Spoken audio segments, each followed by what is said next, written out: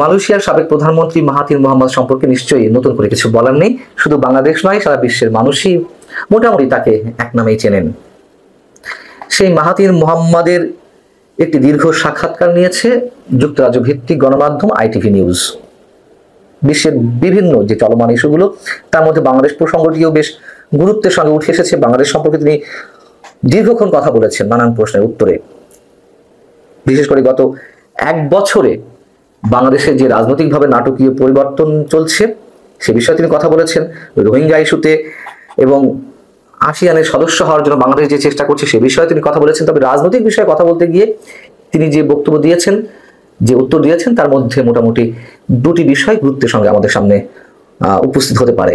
একটি হচ্ছে আমাদের প্রধান উপদেষ্টা ডক্টর মোহাম্মদ ইউনূস সম্পর্কে তিনি যে মন্তব্য করেছেন, তার মধ্য দিয়ে তার ডক্টর মোহাম্মদ ইউনূসের যোগ্যতা কিংবা সীমাবদ্ধতার বিষয়েও মোটামুটি তার ধারণা স্পষ্ট হতে পারে। আরেকটি হচ্ছে সাবেক প্রধানমন্ত্রী শেখ হাসিনা বা আওয়ামী লীগ সম্পর্কে প্রশ্ন করার ক্ষেত্রে তিনি বেশ দার্শনিক স্টাইলে উত্তর দিয়েছেন।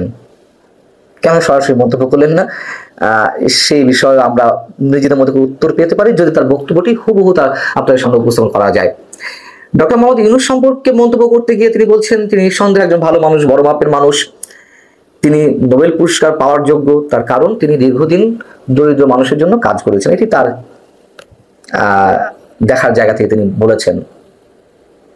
কিন্তু তিনি বলছেন ডক্টর মোহাম্মদ ইউনূস কিন্তু পলিটিশিয়ান নন, এ বিষয়ে তার কোনো চর্চাও নেই। এবং এই কথা বলার পরপরই তিনি বলছেন বাংলাদেশ এই মুহূর্তে ক্রান্তিকাল অতিক্রম করছে। মালয়েশিয়া বসে একজন সাবেক প্রধানমন্ত্রী, একজন বর্ষিয়ান রাজনীতিবিদ যখন এই মন্তব্য করেন, তখন এদেশ সম্পর্কে তার জানাশোনা বা খোঁজখবর রাখার বিষয়টি নিয়ে আর কোনো প্রশ্ন থাকতে পারে না। তিনি উদ্বেগ প্রকাশ করেছেন বাংলাদেশের চলমান পরিস্থিতি নিয়ে এবং তিনি বলছেন হাসিনাকে উৎখাত করার ব্যাপারে জনগণ ঐক্যবদ্ধ ছিল, কিন্তু তারা কি ধরনের সরকার গঠন করতে চলেছে তা নিয়ে তারা ঐক্যবদ্ধ নয়। আমরা সাম্প্রতিক সময়ে যা কিছু নিয়ে আলোচনা করছি তার এই ছোট্ট মন্তব্যের মধ্য দিয়ে একেবারে পরিষ্কার। ডক্টর মোহাম্মদ ইউনূস দাবি করছেন বিভিন্ন আন্তর্জাতিক গণমাধ্যমে সাক্ষাৎকার দেওয়ার সময় তিনি বলছেন যে তিনি বাংলাদেশের মানুষকে ইউনাইটেড করার চেষ্টা করছেন, কিন্তু বাংলাদেশের মানুষ যে কত ভয়ঙ্কর ভাবে বিভক্তির মধ্যে চলে গেছে সেটা তো আমরা বুঝতে পারছি। মাহাথির মোহাম্মদ বলছেন প্রত্যেকে চায় তার নিজস্ব ধারণা সমগ্র দেশ গ্রহণ করুক, অর্থাৎ বাংলাদেশের রাজনীতিবিদদের ক্ষেত্রে বা রাজনৈতিক দলের ক্ষেত্রে তিনি মন্তব্য করছেন। এবং এটি একটি প্রধানতম সমস্যা, গুরুতর সমস্যা। যারা ঐক্যবদ্ধ ছিল তাদের মধ্যে এখন দ্বন্দ্ব রয়েছে এবং এই দ্বন্দ্ব, এই মতানৈক্য যে বাংলাদেশকে গভীর সংকট থেকে আরো সংকটময় মুহূর্তে নিয়ে যাচ্ছে, সংকটময় পর্যায়ে নিয়ে যাচ্ছে, সেই বিষয়ে তিনি তুলে ধরার চেষ্টা করেছেন। এর চেয়ে তার খুলাসা করে বলার কিছু নেই। তার কাছে প্রশ্ন ছিল আওয়ামী লীগ সম্পর্কে এবং শেখ হাসিনা সম্পর্কে। প্রশ্ন ছিল এরকম যে আগামী বছর বাংলাদেশ যখন নতুন নির্বাচনের দিকে এগিয়ে যাচ্ছে তখন আওয়ামী লীগের ভবিষ্যৎ ভূমিকা নিয়ে বিতর্ক রয়েছে। এক দশকেরও বেশি সময় ধরে বাংলাদেশের রাজনীতিতে আধিপত্য বিস্তারকারী দলটিকে কি নির্বাচনে অংশগ্রহণের অনুমতি দেওয়া উচিত? এই প্রশ্নের সরাসরি কোনো উত্তর তিনি দেননি। হতে পারে একজন বর্ষিয়ান রাজনীতিবিদ আর এক দেশ সম্পর্কে কূটনৈতিক সুলভভাবে তিনি উত্তরটি দিয়েছেন, তিনি অশোভনীয় কোনো মন্তব্য করতে চাননি, অথবা তিনি বর্তমান সরকারের বিরুদ্ধে স্ট্রেট কিছু বলতে চাননি। কিছু একটা হবে তো।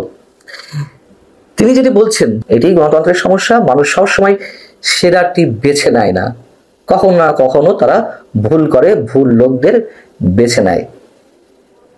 এবং খানিকটা থেমে তিনি বলছেন কিন্তু বাংলাদেশের মানুষ যদি সাবধানে চিন্তা করে এবং তাদের পছন্দ করে, কাদের পছন্দ করে আমরা কি ধরে নেবো যে তিনি আওয়ামী লীগের কথা বলছেন? ঠিক জানি না।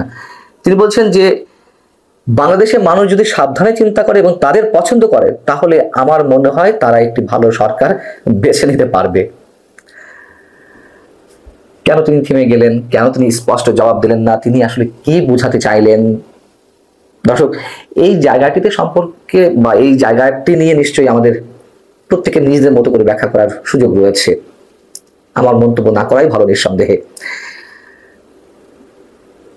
কিছুদিন আগে আমাদের প্রধান উপদেষ্টা জাপান গিয়েছিলেন নিক্কেই ফোরামের একটা প্রোগ্রামে অংশ নিতে।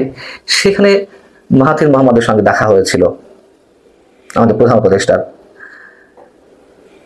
যিনি সাক্ষাৎকারটি নিচ্ছিলেন ITV নিউজের পক্ষ থেকে, তখন তিনি বলছেন যে বাংলাদেশ সম্পর্কে তো আপনি অনেক কিছু জানেন, তো ডক্টর মোহাম্মদ ইউনূসের সঙ্গে যখন দেখা হলো তখন কি আপনি কোনো পরামর্শ দিয়েছেন? তিনি উত্তরে বলছেন যে আমি তার কথা শুনেছি। অর্থাৎ নিশ্চয়ই ডক্টর মোহাম্মদ ইউনূস অনেক কথা বলছিলেন তাকে নিজ জায়গা থেকে, এবং তার সমস্যা রয়েছে এটিও তিনি জানেন, কিন্তু আমি তাকে কোনো ধরনের পরামর্শ দিতে যাইনি বা আমার পরামর্শ দেওয়াটা ঠিকও নয়, এবং আমি নিজেকে তেমনটা মনে করি না যে বাংলাদেশের শাসন ব্যবস্থা কোন দিকে নিয়ে যাওয়া উচিত। এই মন্তব্য করা তার জন্য খুবই যুক্তিসঙ্গত, এবং তিনি বলছেন যে আমি এর যোগ্য নয়। একজন উদার মানুষ নিশ্চয়ই এই ধরনের মন্তব্যই করেন। বিষয় হচ্ছে যে ডক্টর মোহাম্মদ ইউনূসের কাছ থেকে মাহাথির মোহাম্মদ সবকিছু শুনেছেন, তিনি তো নিজের থেকে জিজ্ঞাসা করেননি। তিনি তো বলতেন যে আমি প্রশ্ন করেছিলাম, প্রশ্ন উত্তর তিনি এই বলেছেন, এবং ডক্টর মোহাম্মদ ইউনূস যেখানেই যান সেখানেই তো তিনি নিজের মতো করে বলছেন বাংলাদেশের সমস্যা সম্পর্কে, কিভাবে আন্দোলন গড়ে উঠেছিল শেখ হাসিনার বিরুদ্ধে, কিভাবে তার পতন ঘটেছে, কিভাবে তিনি পালিয়েছেন, কিভাবে এখনকার সময়গুলো চলছে, কিভাবে সংস্কার কার্যক্রম চলছে। এবং গত কয়েকদিন আগে যখন তিনি ব্রিটেনে গেলেন, ইংল্যান্ডে গেলেন, সেখানে তিনি রাজা চার্লসের সঙ্গে দেখা করেছেন। রাজা চার্লসের কাছেও তিনি বাংলাদেশের সংস্কার ইস্যুতে কথা বলেছেন। এটি প্রধান উপদেষ্টা প্রেস উইং থেকে জানানো হয়েছে। আমরা তো এটুকু জানি, ব্রিটেনের রাজা ঐতিহ্যগতভাবে তার যে সম্মান রয়েছে সে দেশে সারা বিশ্বের মানুষ সম্মান করে, কিন্তু অন্য কোনো দেশের রাজনীতি নিয়ে কখনো নাক গলান না, কোনো মন্তব্য করেন না। এবং সেই জায়গা থেকে তার কাছে কোনো রাষ্ট্রের সরকার প্রধান বা রাষ্ট্রপ্রধান গিয়ে নিজ দেশের সমস্যা তুলে ধরাটা কতটা যুক্তিযুক্ত সেই প্রশ্নটি অবশ্যই মধ্যে উঠেছে। আমাদের প্রধান উপদেষ্টা বলেছেন ডক্টর মোহাম্মদ ইউনূস নিঃসন্দেহে একজন যোগ্য ব্যক্তি, আমরা মনে করি, এখনো মনে করি তার কাজের ক্ষেত্রে। কিন্তু তিনি সরকার প্রধান হওয়ার পরে যে মন্তব্যগুলো করছেন, বিশেষ করে চ্যাথাম হাউসে, লন্ডনের চ্যাথাম হাউসে দুর্নীতি বিষয়ে প্রশ্ন করতে গিয়ে তিনি বাংলাদেশের সমগ্র মানুষকে, সমগ্র দেশবাসীকে দুর্নীতিগ্রস্ত হিসেবে তুলে ধরলেন। বাংলাদেশের মানুষ টাকা খেয়ে ভোট দেয়, মানে তিনি খুব সরলীকরণ করে ফেললেন সবকিছু। এগুলো বাংলাদেশের ভাবমূর্তিটা কোথায় নিয়ে দাঁড় করায়?